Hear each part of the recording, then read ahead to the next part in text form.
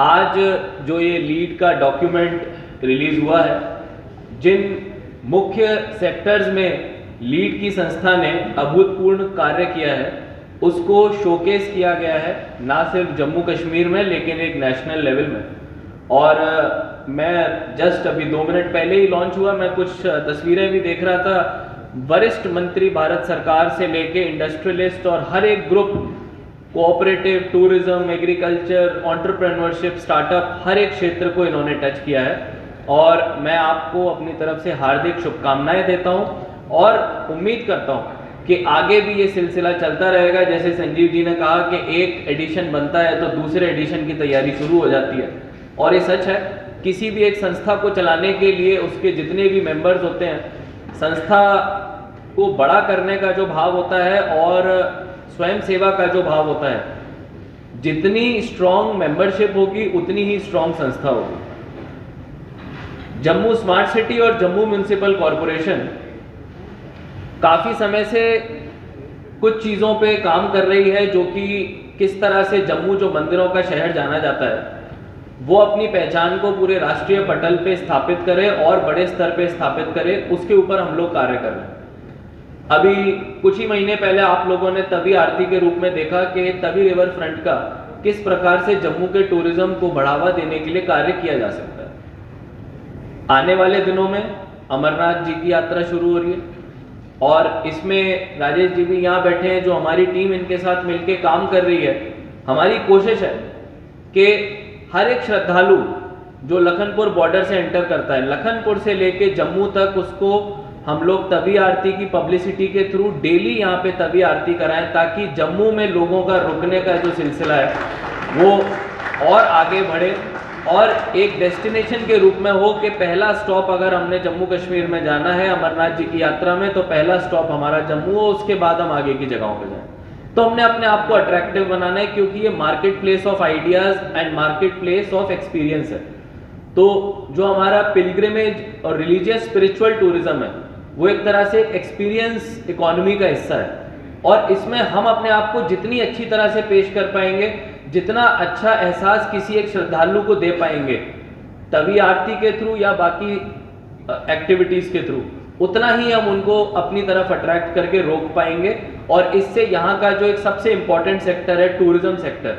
वो यहाँ पे ना सिर्फ सर्वाइव करेगा लेकिन और आगे बढ़ेगा। इसके अलावा अभी किश्तवाड़ की बात हो रही थी, तो सुनील शाह जी से मेरी पहली मुलाकात तभी हुई थी जब वो किश्तवाड़ आए थे और उन्होंने मेरे को लीड की संस्था के बारे में 2.5 साल पहले बताया था। उसके बाद अलंकृत जी के साथ मचैल माता यात्रा में बहुत अच्छा कार्य करने का मौका मिला। हमारे जो प्रसाद के लड्डू थे, मुझे लगता है कि लाखों के नंबर्स में श्रद्धालुओं को मिले, और एक तरह से लोकल लोगों को भी एहसास हुआ कि कैसे हम छोटी सी चीज़ प्रसाद को भी हम इतने अच्छी तरह से प्रेजेंट कर सकते हैं कि लोगों को, जो श्रद्धालु होते हैं, जो भगवान के दर्शन करने आते हैं, माता के दर्शन करने आते हैं, वो एक स्पेशल यादगार अपने साथ घर लेके जाते हैं, अपने सगे संबंधियों सबको खिलाते हैं। फिर अभी मेरी मनीष जी से बात हो रही थी, किश्तवाड़ में जब मैं था वहाँ पे हम लोगों ने पहला उस एरिया में, डोडा किश्तवाड़ एरिया में पहला कोल्ड स्टोर, उसकी फाउंडेशन रखी थी, और मुझे लगता है आने वाले 1 से 1.5 महीने में वो कोल्ड स्टोर बन के तैयार हो जाएगा। तो मेरी अलंकृत जी से और बाकी सभी लोगों से कोऑपरेटिव सेक्टर में जो काम कर रहे हैं, मेरी आपसे अनुरोध रहेगा कि आप किसी तरह इस कोल्ड स्टोर का अच्छा इस्तेमाल वहाँ पे सुनिश्चित करवाएं, ताकि वो एरिया जहाँ पे कि पिछड़े हमारे किसान हैं, उनका agriculture he primary source of livelihood है, तो वो किसी तरह उस कोल्ड स्टोर का ज़्यादा से ज़्यादा फायदा उठाएं। और हाईवे पे लोकेटेड कोल्ड स्टोर है डोडा और किश्तवाड़ के बीच में, जिससे कि वहाँ के सारे एप्पल के जितने भी हमारे फार्मर्स हैं, जितने भी हमारे बाकी प्रोडक्ट्स को ग्रो करने वाले फार्मर्स हैं, वो उसका फ़ायदा ले सकते हैं। इसके साथ साथ मैं आज सुबह ही देख रहा था press conference BVR Subrahmanyam sir की, कल नीति आयोग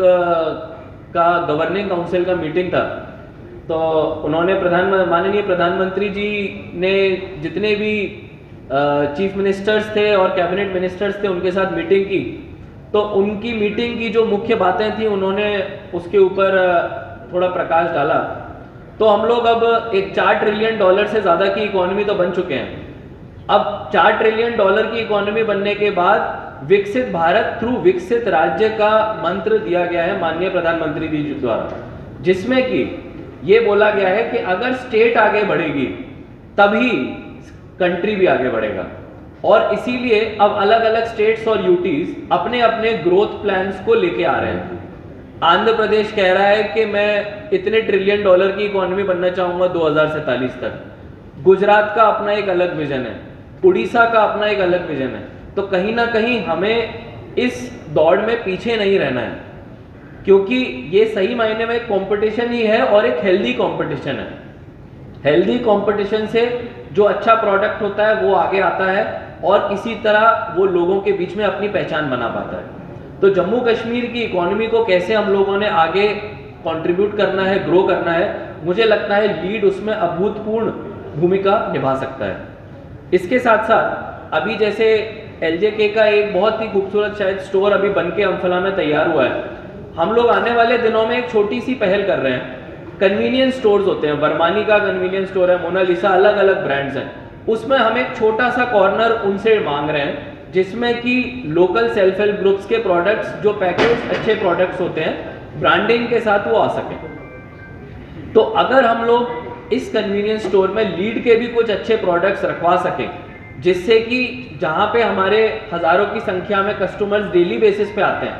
आप लोग सभी वर्मानी के यहाँ कभी ना कभी शॉपिंग के लिए जाते होंगे या किसी और मेजर कन्वीनियंस स्टोर में जाते होंगे, उसमें बिना किसी एडिशनल एक्सपेंडिचर के हमको स्पेस मिल जाएगा, जहाँ पर कि हमारे गांव की, रामबन की, वो किसान की जो लेडी है जिसका प्रोडक्ट कभी वो सोच भी नहीं सकती थी कि जम्मू के किसी बड़े कन्वीनियंस स्टोर में लगेगा, उसको एक प्रोमिनेंट पोजीशन मिल जाएगी बिना किसी इन्वेस्टमेंट के। उसका ब्रांडिंग, कियोस्क बनाना वो सारा जम्मू स्मार्ट सिटी करेगा।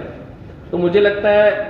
कि लीड को इसमें हमारे साथ भागीदार होना चाहिए। और इनके प्रोडक्ट जब मैंने देखे थे पिछले साल, तो मुझे लगता है बहुत ज़्यादा पोटेंशियल है। इतने अच्छे अच्छे प्रोडक्ट्स दूर दूर के इलाकों से बन के आ रहे हैं कि इनको जम्मू के शहरी को भी एक्सेस होना चाहिए, तब जाके तो हम बोलेंगे कि पूरे कंट्री को फिर आगे हम एक्सेस इसका करवाने वाले हैं।